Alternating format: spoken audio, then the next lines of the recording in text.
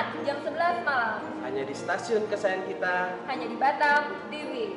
New Life.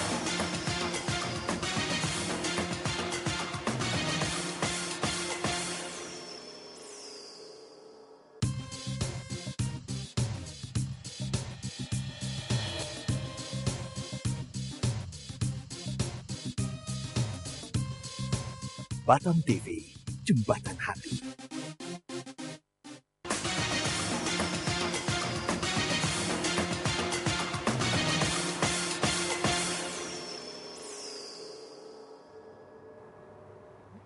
Sesuatu yang besar sedang terjadi sudah terjadi dan akan terus terjadi. Ya, selamat malam pemirsa New Life.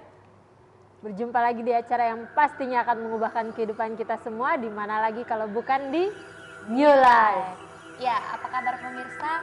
Kami yakin dan percaya keadaan pemirsa dalam keadaan yang luar biasa, dahsyat dan mantap sebagaimana siaran kita pada malam hari ini.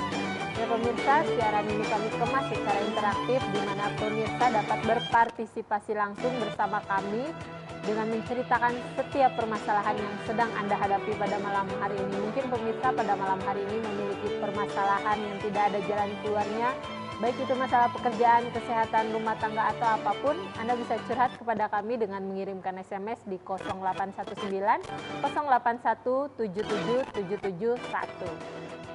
Ya, cerita-cerita Kak Ana pernah nggak sih mengalami yang namanya salah mengerti?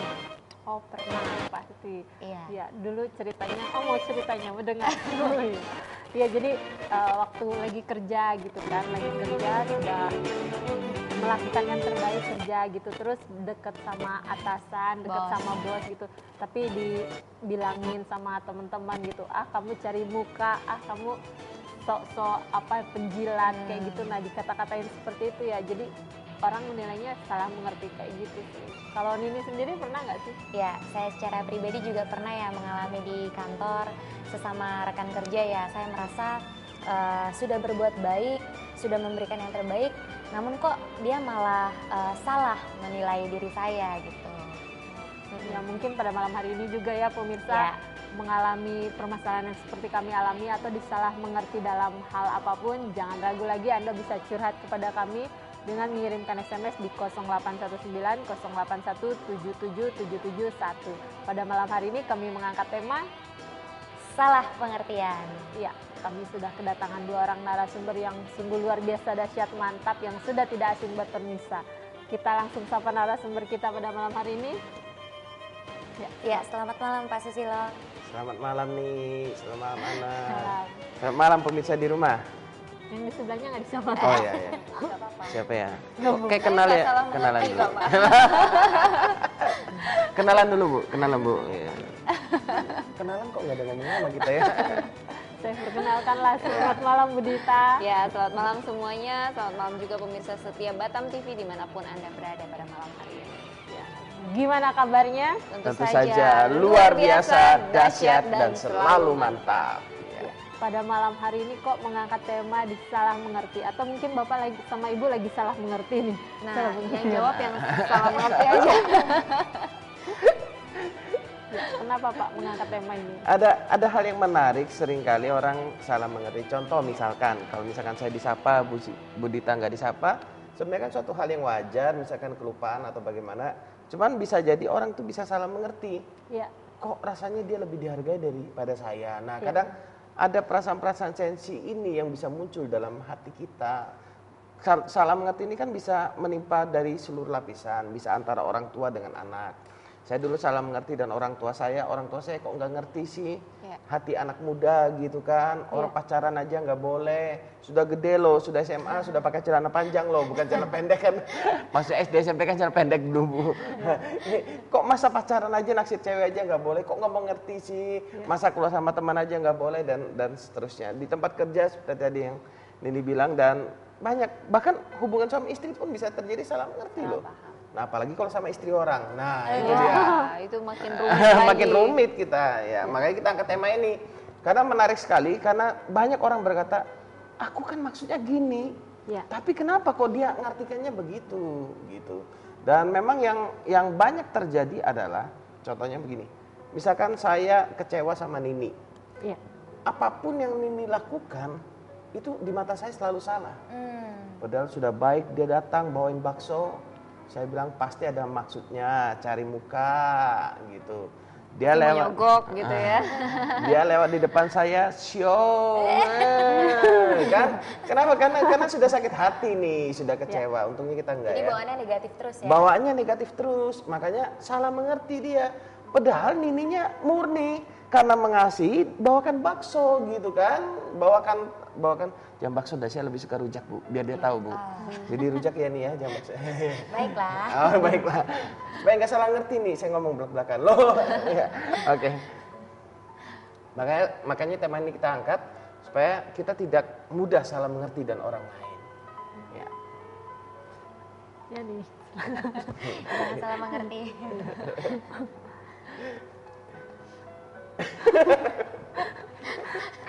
Ya pemirsa, kami masih tunggu SMS-nya buat pemirsa yang mau menceritakan masalah yang sedang Anda hadapi pada malam hari ini. Mungkin Anda disalah mengerti atau mungkin Anda menyalah mengertikan orang. Anda bisa curhat kepada kami dengan mengirimkan SMS di 0819 081 77771.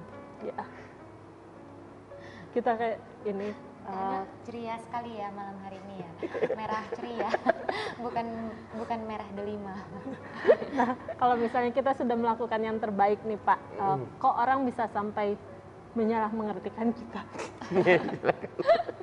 Iya, kadang gitu ya, kita ngerasa kita udah berikan yang terbaik gitu ke seseorang, Ya. tapi seringkali disalah mengerti gitu. Kita dianggapnya masih, aduh kok kurang baik sih gitu, Ya. atau tidak sesuai dengan apa yang diharapkan oleh orang tersebut. Yang pertama-tama sih yang perlu kita garis bawahi adalah kita harus melihat dulu bagaimana motivasi hati kita gitu ya. Apakah motivasi hati kita ini sebenarnya adalah benar-benar tulus, sudah berbuat yang terbaik gitu ya, dan yang paling tahu motivasi hati kita tentu adalah diri kita sendiri dan Tuhan gitu sebagai pencipta kita gitu. Memang kita dalam banyak hal tidak bisa menyenangkan semua orang. Betul. Gitu ya, bahkan orang yang paling ternama di dunia ini sekalipun tetap saja ada yang pro ada yang kontra gitu, tidak semua orang memihak kepada dia. Makin gitu. terkenal makin banyak pro kontranya Makin banyak, itu. iya, ada saja gitu yang memihak kepada orang tersebut, tapi ada juga orang-orang yang ternyata membenci gitu, menghujat, menyalah-nyalahkan gitu ya. Jadi memang kita pada prinsipnya kita tidak bisa menyenangkan semua orang. Ya. Yang terpenting adalah kita harus memegang prinsip atau nilai di dalam hidup ini gitu ya. Menurut Albert Einstein ya, dia mengatakan bahwa tidak penting untuk menjadi orang sukses. Yang paling penting adalah menjadi orang yang memiliki nilai atau memiliki value.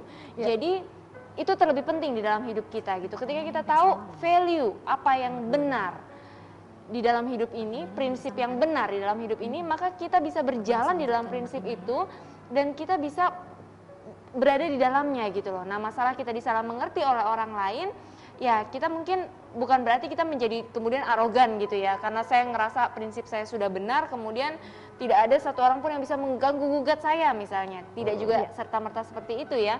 Tapi kita juga harus belajar untuk mengkomunikasikan hal tersebut dengan baik gitu ya, terhadap orang yang mungkin salah mengerti seperti itu. Jadi ya tetap kita berusaha melakukan hal-hal yang terbaik untuk meminimalisir hal tersebut untuk bisa terjadi.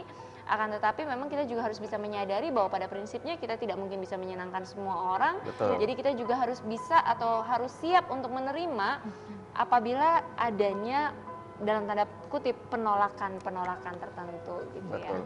Memang waktu kita merasa sudah memberikan yang terbaik kan masih ada sudut pandang gitu ya. Betul. Misalkan antara atasan sama bawahan gitu kan. Atasan maunya kita bekerja lebih baik, tapi menurut kita standarnya sudah terbaik begini. Ya. Atasan maksudnya segini gitu ya. Ya. Nah kadang kita ngerasa atasan kita kok nggak ngerti sih.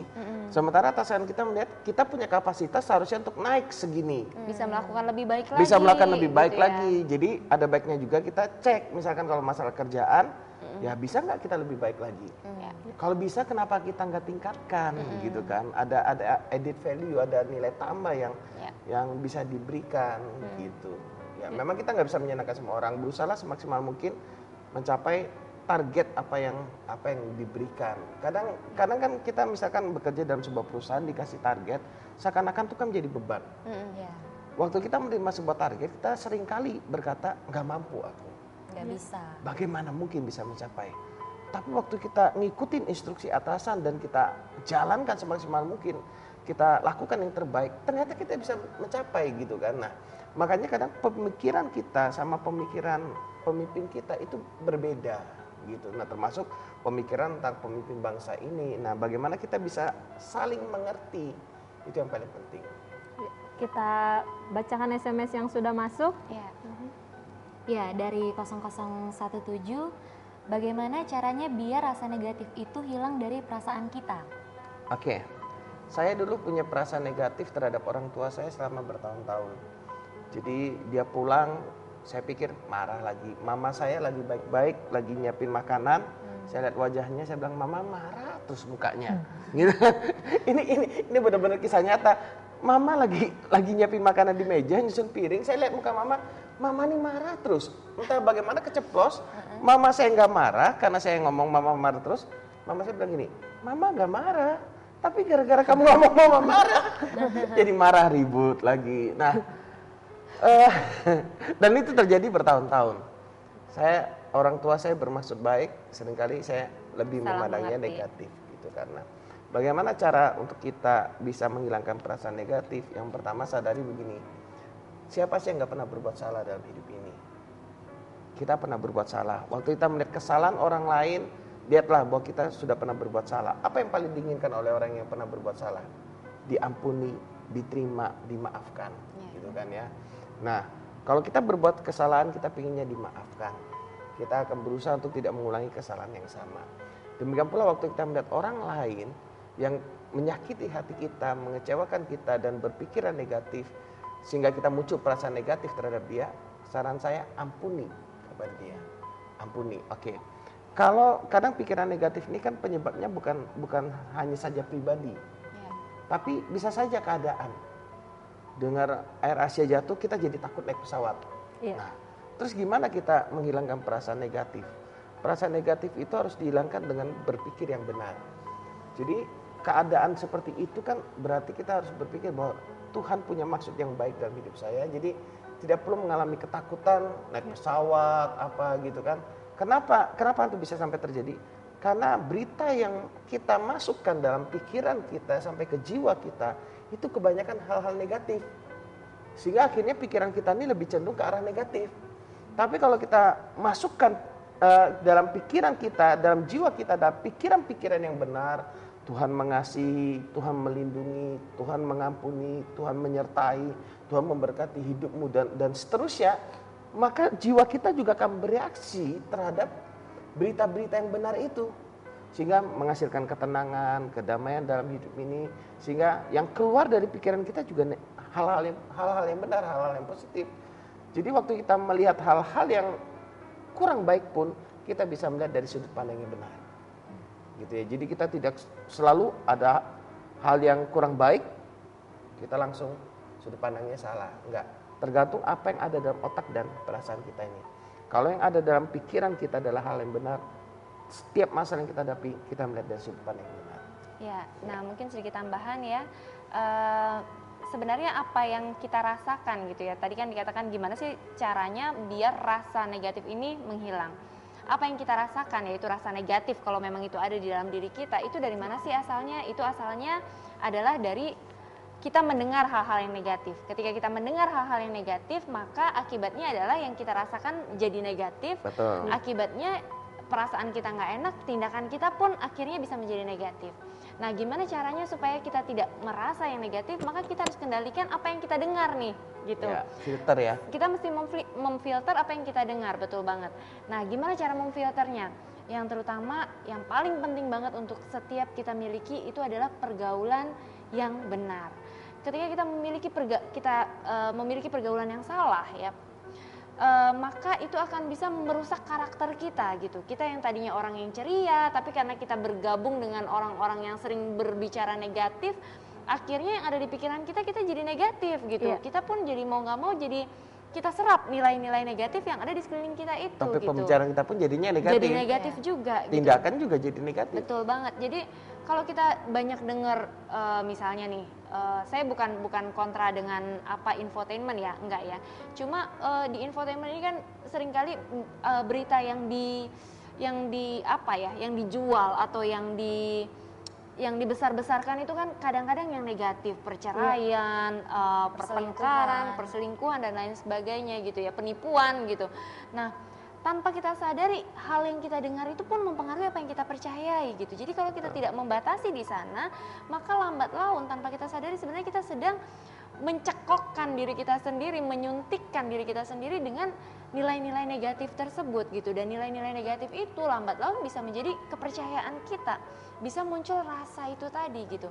Makanya penting banget buat setiap kita untuk bisa punya yang namanya komunitas atau lingkungan pergaulan yang benar, di mana isinya adalah kumpulan orang-orang yang memang membicarakan hal-hal yang benar gitu, hal-hal yang tidak hanya positif tetapi juga adalah hal-hal yang benar gitu. Karena ketika kita mendengar apa yang benar, semakin hari itu akan muncul sebagai satu sistem kepercayaan dalam diri kita.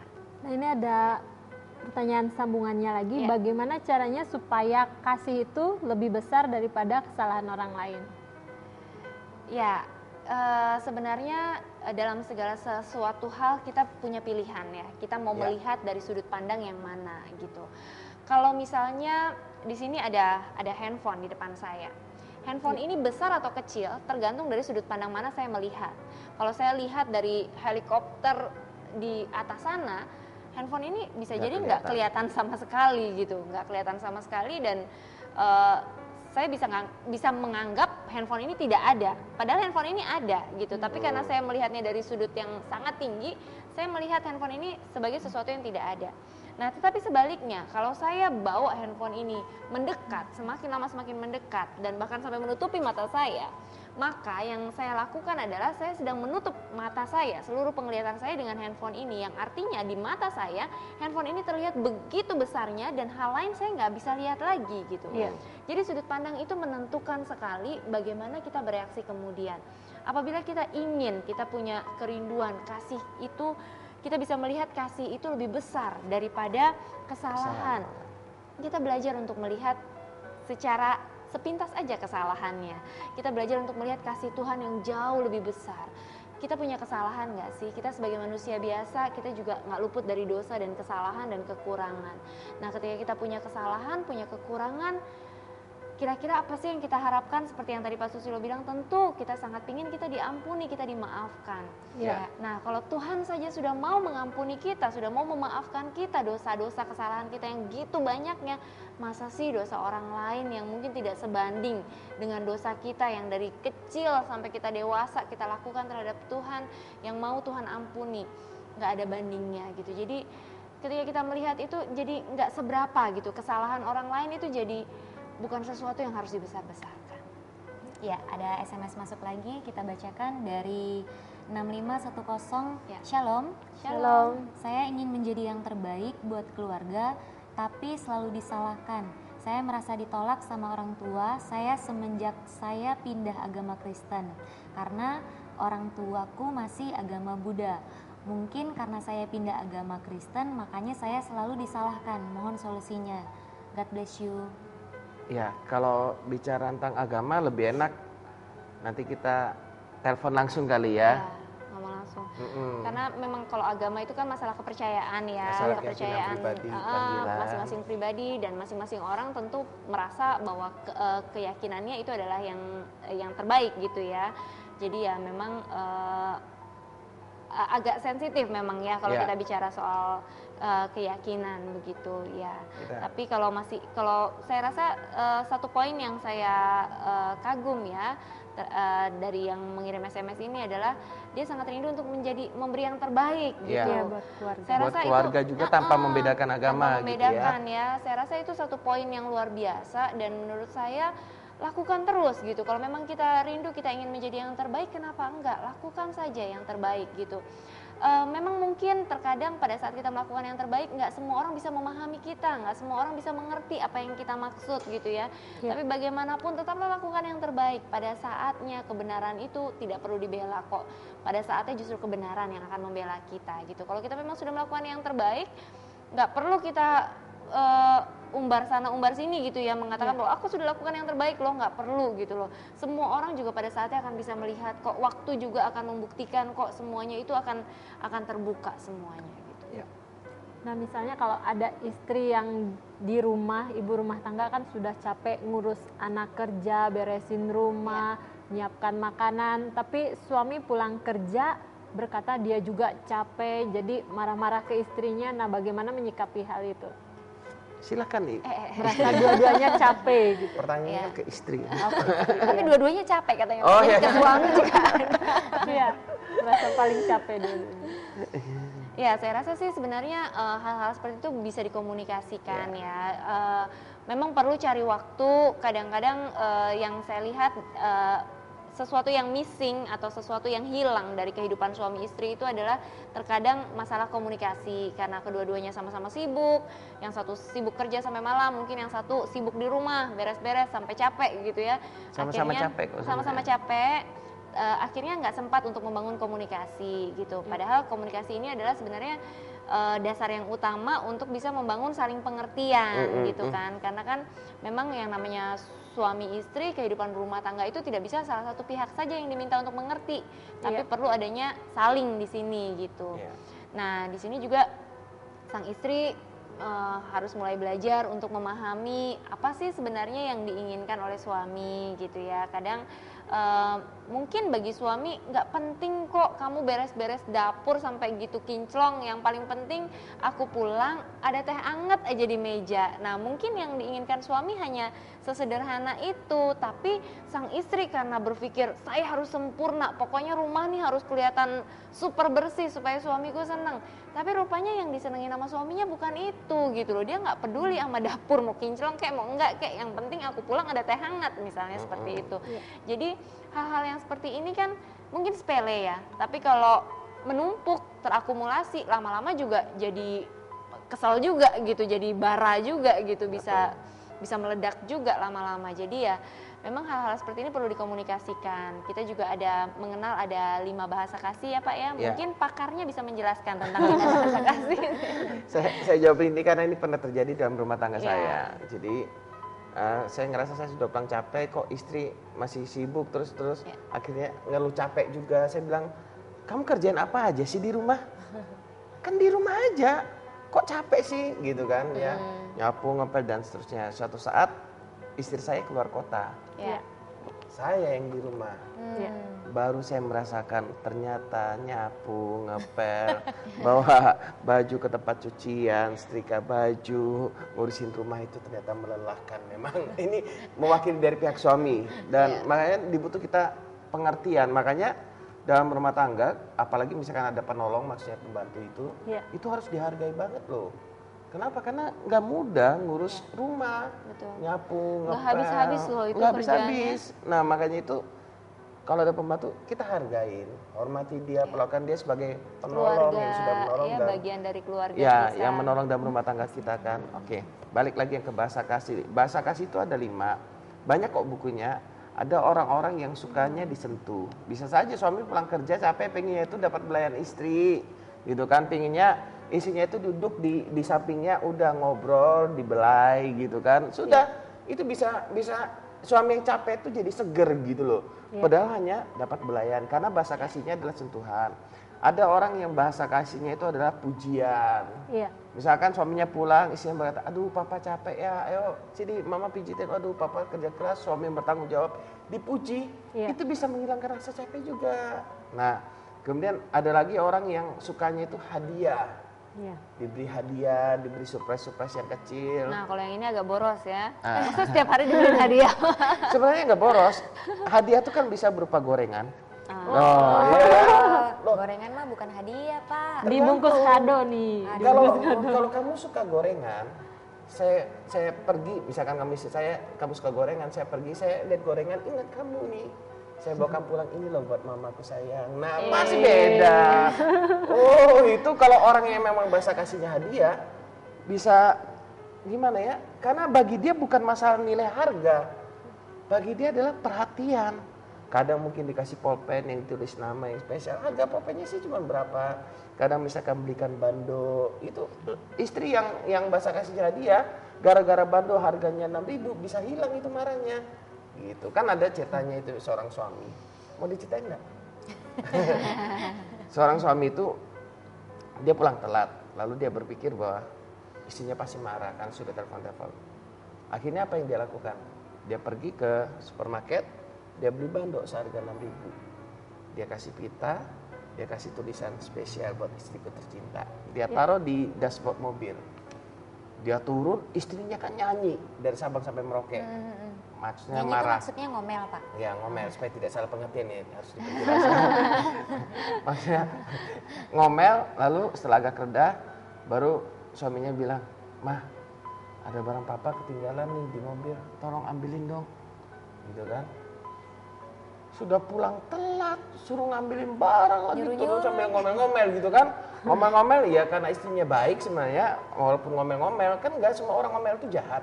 Iya. Kan ada aja orang yang ngomel hatinya baik gitu kan. Nah ini istrinya yang model gitu. Turun pas dia buka ambil dashboard dia lihat. Wih. Wah hanya gara-gara 6.000 semua amarahnya hilang. Lalu dia bilang, ini apa ya papa ini buat mama ya. Langsung cipika-cipiki. Selanjutnya terserah Anda. Ini bahasa kasihnya hadiah. Ada orang yang bahasa kasihnya itu saat-saat mengesankan. Iya. Saat-saat mengesankan, saat-saat berdua, pergi berduaan, dan seterusnya. Lalu ada yang terakhir bahasa kasihnya adalah pelayanan. Istri saya itu salah satu bahasa kasihnya adalah pelayanan. Makanya kenapa kalau saya di rumah dia kadang cuci piring gitu kan ya. Habis cuci piring, habis masukkan baju ke mesin cuci, habis ngurusin anak-anaknya pengepel gitu, itu bisa ngomel sendiri. Bisa ngomel sendiri, kenapa?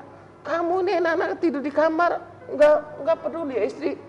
Bersih-bersih gini. Nah, karena bahasa kasihnya pelayanan, saya tahu. Oh, kadang dia cuci piring, saya peluk dari belakang, saya bantuin, nyuciin. Oh, senangnya bukan main itu mah. Loh, suami-suami mau ngerayu istri harus tahu bahasa kasih. Karena waktu dia dibantu itu dia ngerasa dicintain. Walaupun saya pulang kasih dia hadiah, saya mungkin puji dia. Kalau dia tidak dibantui dalam pelayanannya, dia akan ngerasa kurang dicintai. Nanti tiba-tiba ada laki-laki lain masuk, itu loh suaminya loh, istrinya jemur baju aja dibantuin jemur baju gitu kan. Nah model-model gitu dia masuk bahaya. Tapi kalau misalnya pemirsa mau tahu bahasa kasih pasangannya gimana Pak? Lihat aja ciri-ciri biasa bahasa kasihnya itu kan ini yang paling simpel ya. Memang ada tesnya, ada tools untuk tes. Cuman yang paling simpel adalah begini. Biasanya misalkan kalau saya bahasa kasihnya adalah pujian, biasanya saya suka muji orang. Kalau bahasa kasih saya hadiah, biasanya saya suka memberi hadiah kepada orang. Tapi kalau satu orang itu bisa punya dua bahasa kasih nggak? Ya bisa. Sebenarnya 5-5-nya ini ada dalam diri kita, cuman yang paling menonjol yang mana? Oh, yang paling dominan ya? Yang paling dominan, masa ini nggak suka saat mengesankan? Suka kan? Diajak jalan-jalan, hadiah suka kan? Oh, apalagi suka kalau sekali, berlian Pak. ya. Ada suka sekalinya Bu, ada sekalinya itu yang suka disentuh nggak nanti sama suaminya? Belum punya suami, Oh Pak. belum punya, oh ya. Promosi pendaftaran. Ntar salah mengerti lagi ya. Oke, jadi biasanya itu sudah ada, cuman ada yang paling menonjol.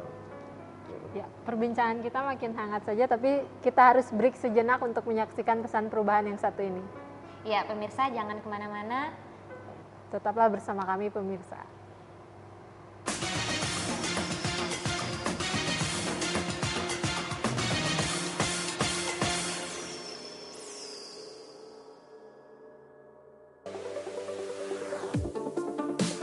Mau rumah atau kantor Anda cantik, nyaman, modern, dan terkini? Solusinya ada pada kami. Custom Home memberikan pelayanan yang sesuai dengan kebutuhan dan keinginan Anda.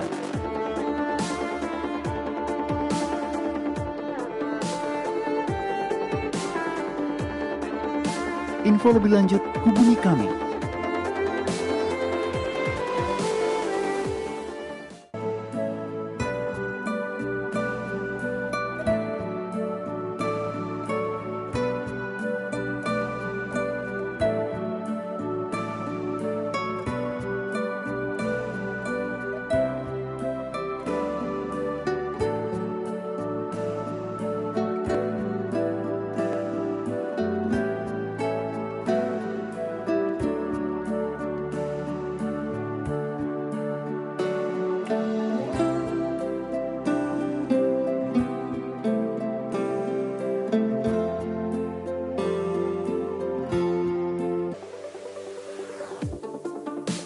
Mau rumah atau kantor Anda cantik, nyaman, modern, dan terkini? Solusinya ada pada kami. Custom Home memberikan pelayanan yang sesuai dengan kebutuhan dan keinginan Anda.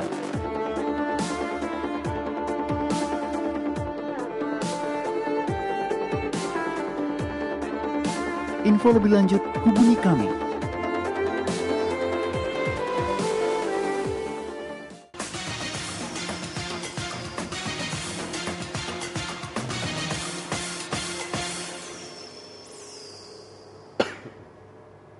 Terima kasih pemirsa karena Anda masih tetap setia bersama kami. Ya, kita akan baca lagi SMS yang masuk dari 009. Saya Robi Panai dari Sekupang. Saya mau tanya kepada narasumber di tempat kerja saya selalu ramah dan pengertian kepada teman kerja. Tapi mereka tidak mau pernah mengertikan saya. Apa yang harus saya lakukan? Ya, ramah dan pengertian ini kadang-kadang suka disalah mengerti juga sama orang ya. Memang ada juga terkadang orang saking ramahnya malah akhirnya dimanfaatin gitu. Jadi sih kalau menurut saya Robi, yang terpenting adalah ya kita menjadi ramah itu tentu baik ya, tapi bukan berarti itu segala-galanya. Yang terpenting adalah Robi harus punya nilai-nilai yang benar gitu, harus punya prinsip di dalam hidup ini gitu loh. Kita ramah kalau akhirnya kita jadi bulan-bulanan orang juga kasihan kamunya gitu. Akhirnya kerjaanmu jadi numpuk, jadi banyak banget. Sementara orang enak-enaknya aja lempar-lempar kerjaan ke kamu karena oh dia ramah kok, dia baik kok orangnya, nggak apa-apa kasih aja ke dia gitu. Jadi ya tetap harus ada prinsip dan harus ada garis batas ya. Mungkin kita ramah memang itu perlu, itu baik, tapi yang terpenting dari itu semua adalah kita harus punya nilai, kita harus punya value. Kita tahu mana yang benar, mana yang salah, mana yang memang bagian kita, mana yang bagian orang lain untuk mengerjakan, seperti itu. Jangan sampai dimanfaatkan ya. Iya, betul. Ya, kita ke SMS selanjutnya dari 0017. Bagaimana caranya kita bisa mengampuni jika istri kita kedapatan selingkuh? Ya, Pak, begini, memang saya mengerti kalau kita punya istri selingkuh dan itu memang sangat menyakitkan. Iya. Seperti yang tadi Bu Dita katakan, kita mau selingkuhnya itu secara dekat atau mau belajar melihat kasih Tuhan kepada orang yang berbuat salah. Tuhan waktu dia datang ke dunia, dia mengasihi orang yang berbuat salah, yang dia lakukan adalah dia berikan pengampunan. Dia tahu kok kita ini salah, kita ini manusia ini cenderung hatinya itu berbuat kesalahan dan berbuat jahat gitu ya. Tapi karena itulah dia datang ke dunia menebus kita, mengampuni kita supaya kita memperoleh kehidupan yang baru di dalam dia. Itu yang saya yakini. Sama termasuk dengan istri. Sebagai seorang suami yang Tuhan tentukan untuk menjadi kepala dalam rumah tangga, tentunya adalah tanggung jawab kita tentang keselamatan dalam anggota rumah tangga. Iya. Nah, istri kita kalau selingkuh itu pasti ada penyebab. Bisa jadi penyebabnya malah kita tanpa kita sadarin. Seperti yang tadi saya katakan, kalau misalkan istri saya bahasa kasihnya misalkan hadiah misalkan. Saya selalu memberikan dia sentuhan, saya layani dia akan ngerasa kurang dicintai.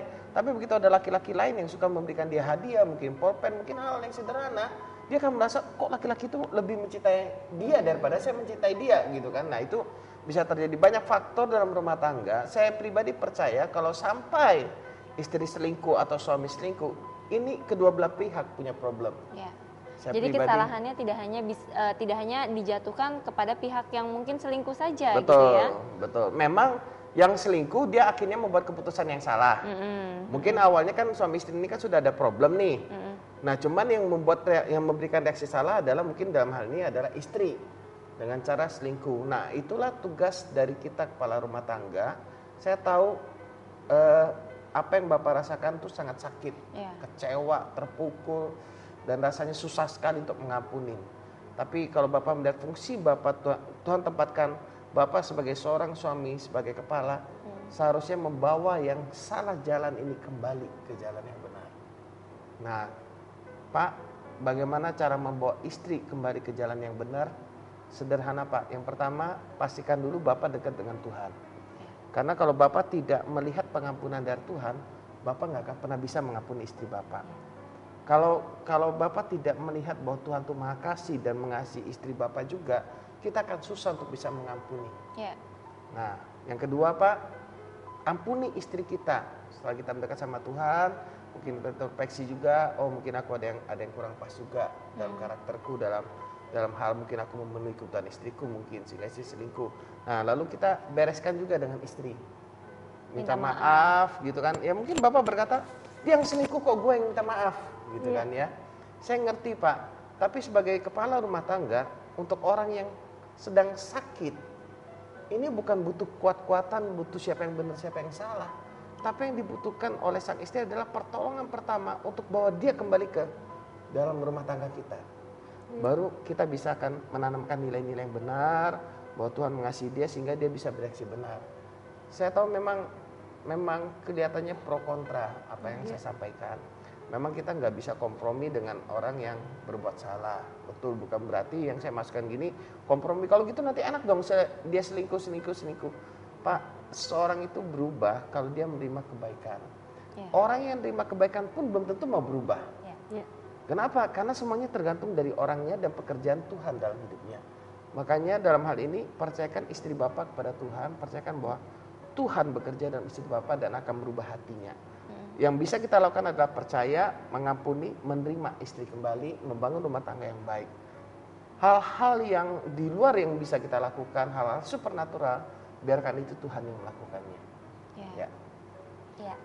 Terus kalau misalnya ada orang yang salah pengertian terhadap diri kita, apa yang harus kita lakukan, Pak? Nah, silakan Bu.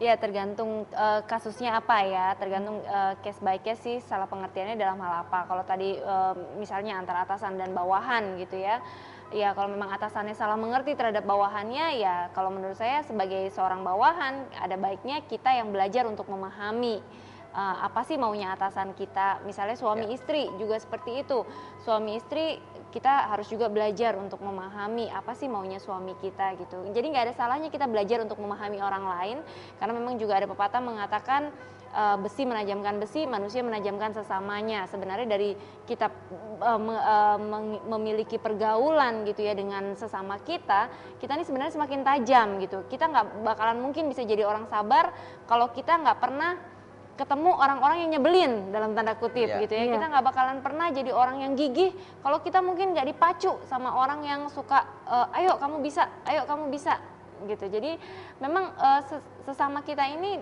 ada di dekat kita, memang Tuhan juga punya tujuan, yaitu supaya kita juga semakin tajam gitu. Manusia sebagai manusia kita juga semakin tajam. Jadi ya memang kalau kita disalah mengerti oleh orang lain, tidak ada salahnya kita juga introspeksi diri ya.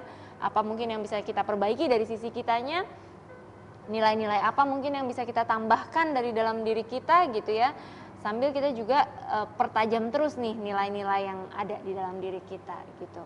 Iya. Dan untuk memperkecil salah pengertian tuh ada baiknya kita perlu belajar seperti bahasa kasih, mengenali kepribadian orang dominan atau kolerik atau sanguin yang biasa disebut dan seterusnya. Kenapa? Karena orang dominan misalkan ini orang dominan ngomongnya itu blak-blakan, bang. Saya pikir dia marah, ternyata enggak, karena itu memang stylenya dia. Nah, orang yang stabil, orang yang tidak ngomongnya tidak meledak-ledak, bukan berarti dia enggak marah loh. Bisa jadi dia sedang marah, cuman dia enggak meledak-ledak saja. Nah, itu perlu kita mengenal bahasa kasih, mengenal kepribadian, kemudian coba kenali pola pikir dari lawan bicara kita ini. Komunikasi lah ya, membangun komunikasi hubungan gitu ya. Jangan sampai yang kita pikir benar, ternyata di sana berpikirannya lain. Akhirnya nggak ada titik temu di sana dan akhirnya terjadi perbedaan-perbedaan. Nah makanya itu untuk memperkecil saja. Cuman kalau salah pengertian terjadi, bagaimana kita menyikapinya itu yang jauh lebih penting. Ya. Kita ke SMS yang sudah masuk selanjutnya dari 2960. Shalom. Gimana kita mau tingkatkan kerja sementara gaji kita tidak menyejahterakan keluarga? Dan hak-hak kita pun tidak dipenuhi lagi seperti baju dinas kerja, kelebihan jam kerja yang permanen dapat servis sementara yang kontrak tidak. Kontrak kerja yang tidak jelas, terlebih setiap mau dapat THR kita pasti diputus kontrak. Dan sekarang saya juga belum bekerja. Apa yang harus saya lakukan? Terima kasih. Ya, kalau saya perhatikan ya dari SMS yang Bapak atau Ibu kirimkan ya. Iya. Hal-hal yang Bapak sebutkan, yang Anda sebutkan antara 1 sampai ke 5 gitu ya. Itu masih lumayan lebih baik daripada yang poin terakhir, yaitu nggak dapat kerja gitu ya. Iya. Nah, kadang-kadang kita juga harus jujur ya. Maksud saya gini, kita dikasih kerjaan salah gitu ya, dikasih kerjaan ada aja dicari juga kurangnya gitu. Iya. Tapi nggak dapat kerjaan juga susah gitu kan ya. Maksud saya dalam segala hal bersyukur aja, bersyukurlah gitu. Dan kalau memang kita merasa bukan di situ tempat kita, tingkatkan dong kapasitas kita gitu. Jangan kita bisanya nuntut aja, ayo berikan saya ini, berikan saya ini, berikan saya ini. Jangan cuma kita minta haknya kita aja gitu. Tapi juga belajar, lihat dari diri kita sendiri, apa yang bisa saya tingkatkan lagi, apa yang saya bisa tingkatkan lagi gitu loh. Saya value-nya bukan di sini nih. Saya seharusnya bukan dihargai segini. Saya seharusnya adalah orang yang dihargai dengan pakaian dinas mungkin. Saya harusnya orang yang dihargai jam lemburnya mungkin. Kalau menurut Anda adalah orang yang seperti itu, kenapa tidak gitu? Carilah pekerjaan yang memang sesuai dengan apa yang Anda harapkan gitu. Nah, tapi jangan sampai Anda cuma bisa berharap saja tetapi tidak diseimbangkan dengan kemampuan gitu loh. Kita memang setiap orang punya keinginan, tapi keinginan itu juga kan harus disesuaikan dengan kemampuan, dengan skill, dengan apa yang kita bisa lakukan, dengan kapasitas kita gitu ya. Jadi tingkatkan terus kapasitas kita gitu. Jadi apa yang peluang-peluang apa yang ada di sekeliling kita mungkin kita bisa pakai itu untuk meningkatkan nilai kita seperti itu. Jadi kalau menurut saya janganlah kita fokus apa yang nggak dapat, apa yang nggak dapat gitu. Nggak usah kita fokus di sana karena apa? Buang-buang energi ya, buang-buang tenaga. Yang ada bikin pikiran kita jadi negatif. Ketika pikiran kita negatif, kita jadi nggak semangat kerja. Ketika kita nggak semangat kerja, akhirnya kita juga kontrak juga nggak disambung, kontrak juga jadi nggak jelas gitu. Tapi kalau kita menunjukkan kinerja yang terbaik di tempat yang nggak baik sekalipun gitu ya, di tempat yang mungkin kontraknya nggak jelas, yang OT kita mungkin nggak dibayar, THR kita setiap mau THR diputus kontrak dan lain sebagainya. Meskipun kita bekerja di tempat yang seperti itu, percayalah satu hal bahwa pemberi pekerjaan buat kita itu bukan PT tempat di mana kita bekerja. Ketika kita memberikan yang terbaik, kita sadari bahwa pemberi kerja kita yang sebenarnya itu adalah Tuhan yang menciptakan langit, bumi, dan segala isinya termasuk yang menciptakan kita. Ketika kita menyadari bahwa kita kerja bukan buat bos di mana kita bekerja, tapi kita bekerja semata-mata untuk Tuhan, maka percayalah Tuhanlah yang akan membayarkan semuanya itu gitu loh. Dan bahkan Tuhan bisa memberikan berkali-kali lipat, bahkan jauh lebih baik dari apa yang kita bayangkan.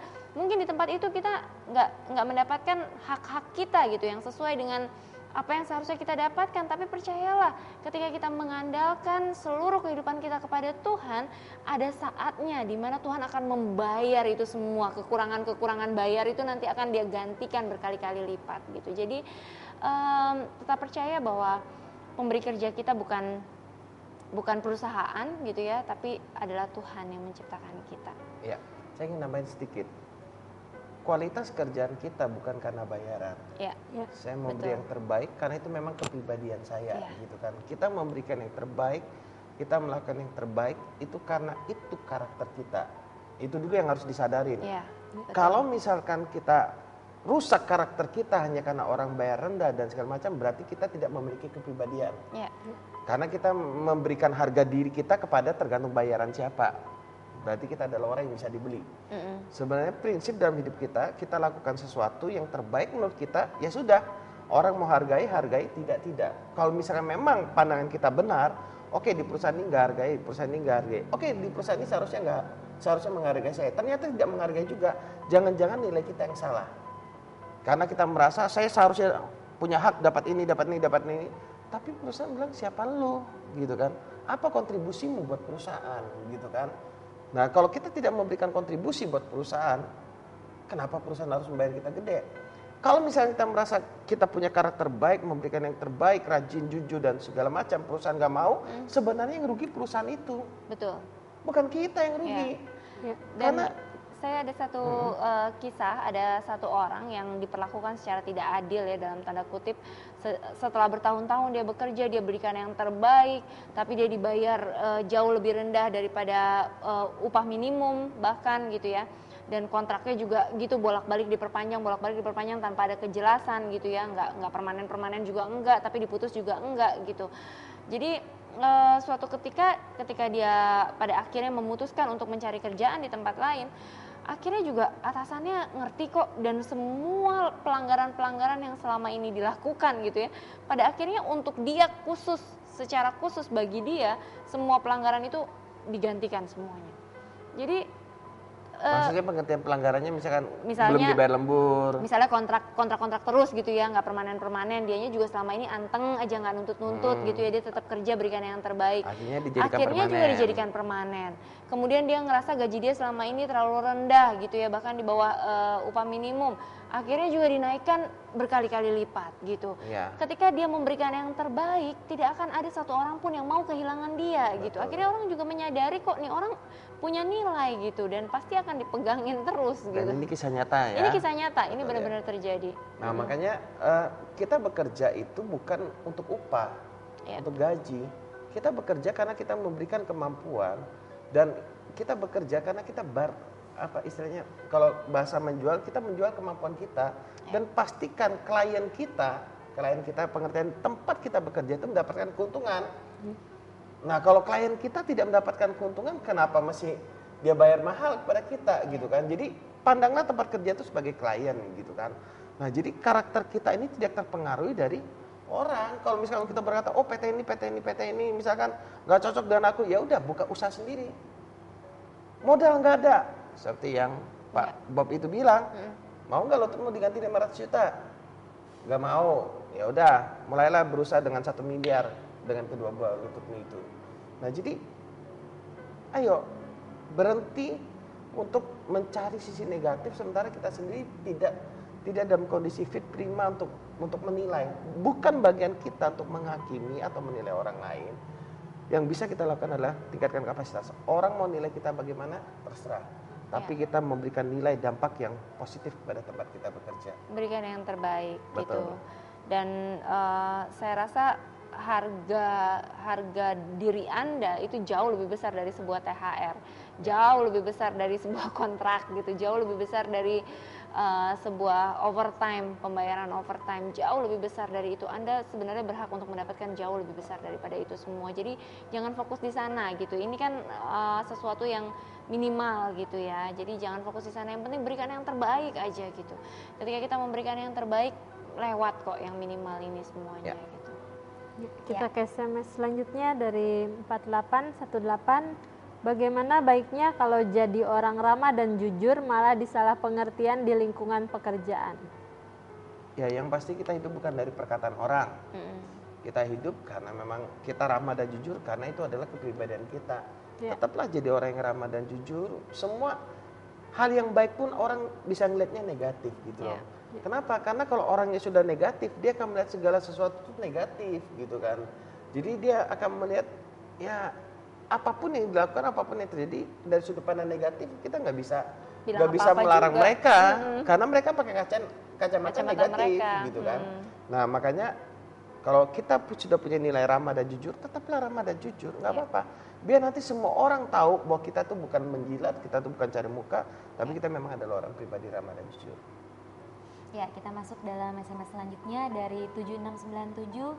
Selamat malam New Life. Selamat malam. Saya mau tanya, bagaimana saya meyakinkan istri saya bahwa saya tidak selingkuh, dan setiap kali saya selalu disalahartikan, setiap kali terlambat pulang kerja atau setiap kali keluar rumah pasti ditelepon, padahal saya sudah berusaha jelaskan semua, namun dia tetap tidak percaya.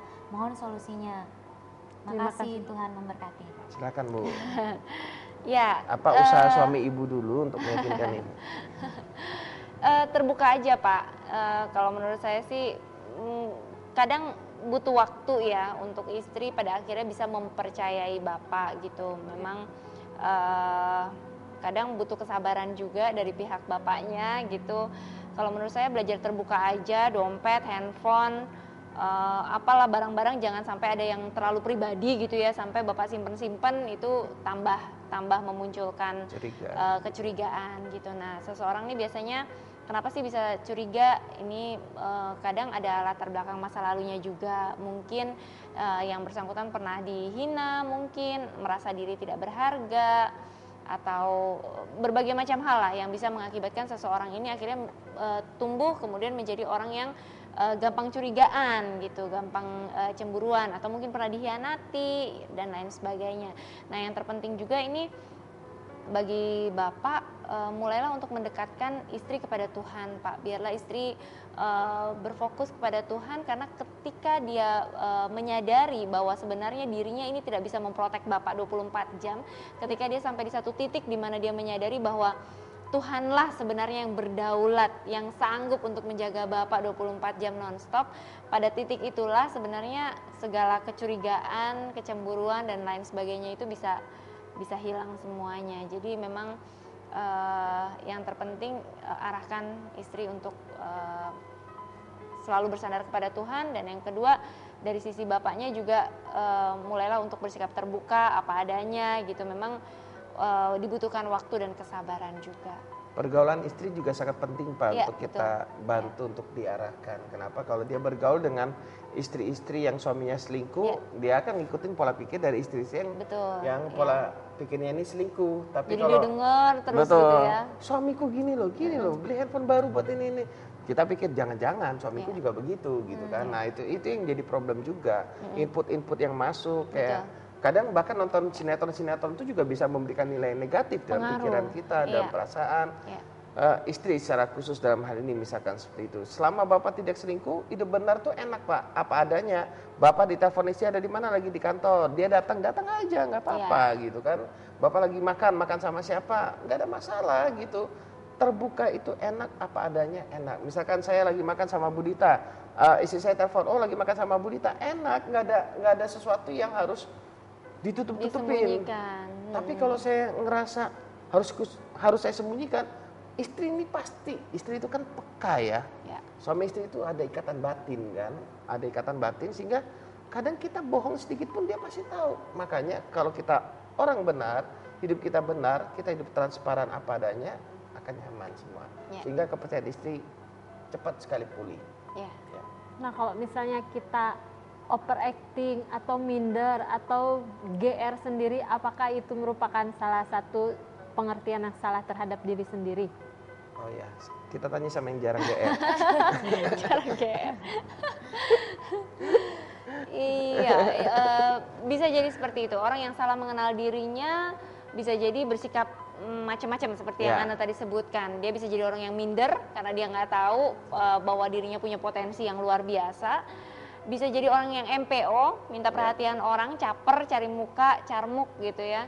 Kenapa? Karena dia nggak ngerti bahwa dirinya ini adalah orang yang berharga, sehingga dia menanti-nantikan pengakuan dari orang lain bahwa dia itu berharga, baru dia merasa berharga gitu. Jadi bisa jadi hal itu adalah salah satu penyebab dari salah mengerti. Betul. Terhadap dirinya. Iya.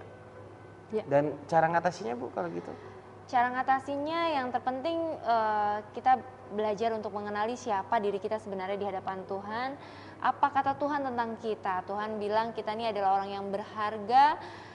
Tidak peduli dari seberapa banyak uang yang kita punya, tidak peduli dari seberapa besar nama kita, tidak peduli dari pangkat jabatan apa yang kita miliki, Tuhan tidak memandang itu semua. Bagi Tuhan kita berharga apa adanya kita gitu. Jadi kita nggak perlu pengakuan dari orang lain untuk kita bisa dianggap berharga. Kita nggak perlu memakai baju yang begitu indah untuk kita bisa dianggap orang yang penting gitu, orang yang berharga. Kita nggak perlu punya kedudukan yang tinggi untuk mendapat pengakuan dari Tuhan bahwa kita ini adalah anak kesayangannya, karena memang kita adalah anak kesayangannya. Tanpa kita perlu mendapatkan hal-hal yang fana itu untuk menambahkan nilai berharganya kita. Ya, ini ada SMS terakhir dari 0017. Ya, silakan Kak. Makasih banyak ya. Sekalipun sudah pisah dan butuh doanya juga Ibu Bapak, katanya. Saya dari Rapendi Sagala. Jadi ucapan terima kasih dari Bapak Rapendi Sagala. Ya, sayang sekali berhubung keterbatasan waktu, akhirnya kita harus berpisah. Di penghujung acara ada pesan yang mau disampaikan buat pemirsa? Iya, kalau dari saya tidak ada situasi, keadaan, orang, atau apapun itu yang bisa mengubah karakter kita selama kita menyadari kita punya nilai yang benar gitu. Ketika kita memiliki nilai yang benar, kehidupan kita ini tidak dikendalikan oleh pendapat orang lain tentang kita. Oke. Ya, dari Bapak Susilo. Anda ingin perubahan hidup?